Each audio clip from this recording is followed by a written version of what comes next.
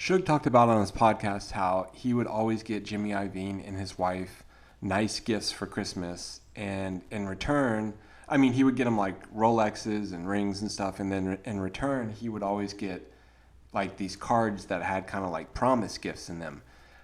Did he ever talk to you about that, and did you know about it before he spoke about it on his podcast? Suge has talked about that a few times. Now, I'm not sure if it was furnishing in a house that I had heard, or I think it was like building a sound system or a recording or something, a state of art studio or something like that into his house. You know, because Suge was big on those discs back then, watching movies and stuff like that. And you remember those big laser discs and stuff like that? I think he wanted to put something like a movie, a screening room or something like that in one of his rooms in this house that he had out in the valley. Man, y'all should have seen that pool. That nigga had the vision to, because Sugar loves water. He loves being in water, and he was going to have a swimming pool built like, I think, Raising Water or something like that in his backyard. That a house he had in Encino was going to be nice. And so this was Suge's pet project. The whole time that I knew him, that nigga worked on that house. He had it before. I came around him in like 93, 94. And we worked on that house, and we worked on the house until about 2001, 2002. And then he came home and he didn't want it no more. And then he listed it up, and then it was up for sale to get rid of it. He didn't want it no more. But he was going to build a bad house out in Encino. Actually, right down the street from where you live at now, Michael Concepcion. Well, you know about it. But anyway, so this was a house in Encino that Suge was working on and talking about. I have heard that story, so Suge is just not sitting up there making up anything about that. But in fairness to Suge, or fairness to people, Suge bought everybody nice gifts around Christmas time.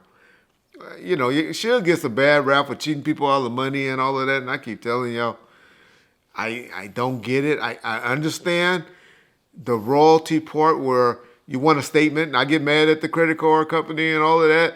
If they would just say, hey, you spent this, and this, and don't show me where I spent it, don't see it in black and white. And this is how much you owe. So I get it. I understand it.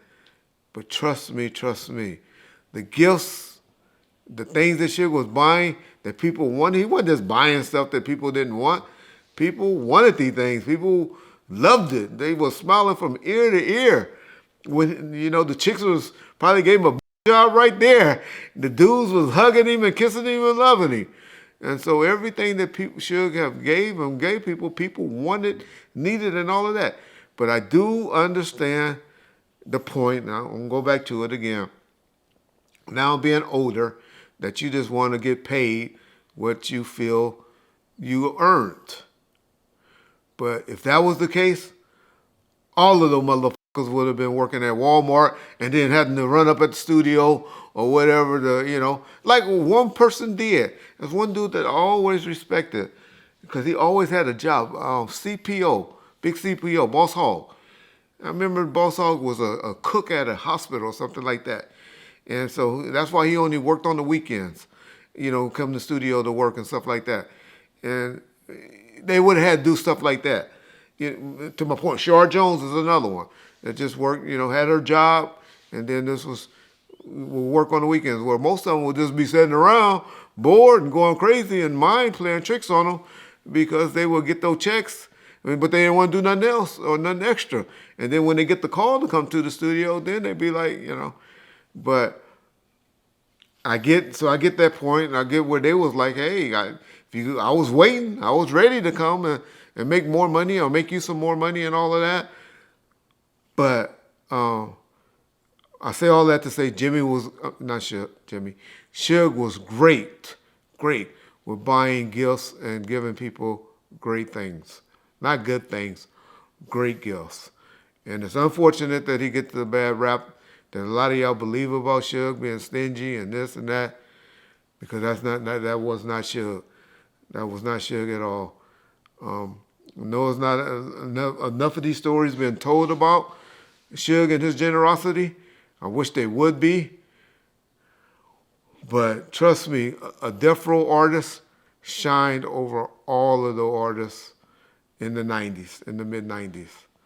Where Death Row and Suge Knight messed up at, I'll say it again, was by not having a royalty department.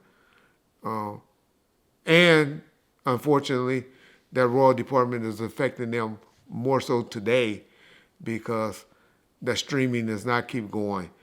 You know, like Danny Boy, I heard him on Art's channel where he was like saying he was happy because now he getting, you know, checks.